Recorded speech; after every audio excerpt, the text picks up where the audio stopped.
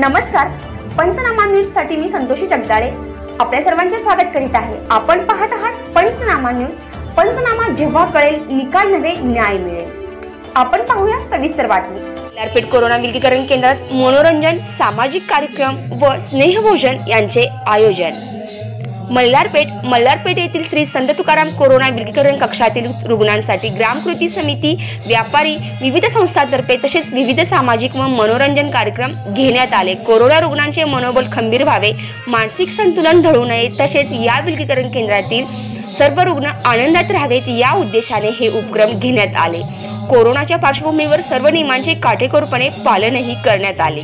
यावेळी मनोरंजन म्हणून गायक सुनील दशवंत यांनी सुगम गीते, भावगीते, भक्तिगीते सुमधुर आवाजात सादर केली। त्यांना बाळासाहेब शेटे यांनी साथ केली। तत्पूर्वी मल्हारपेठ येथील मुस्लिम समाजांतर्फे रुग्णांना स्नेहभोजन देण्यात आले। दिलावर अत्तार, बाबजी मोमीन, जावेद मुल्ला, शोएब अत्तार, बशीर अत्तार आदी मुस्लिम बांधव उपस्थित होते।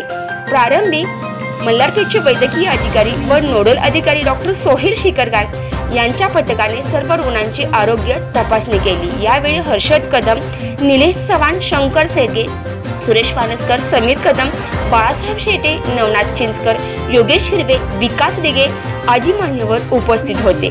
प्रास्ताविक शंकर सेडगे यांनी केले तर आभार सुरेश पानसकर यांनी मानले।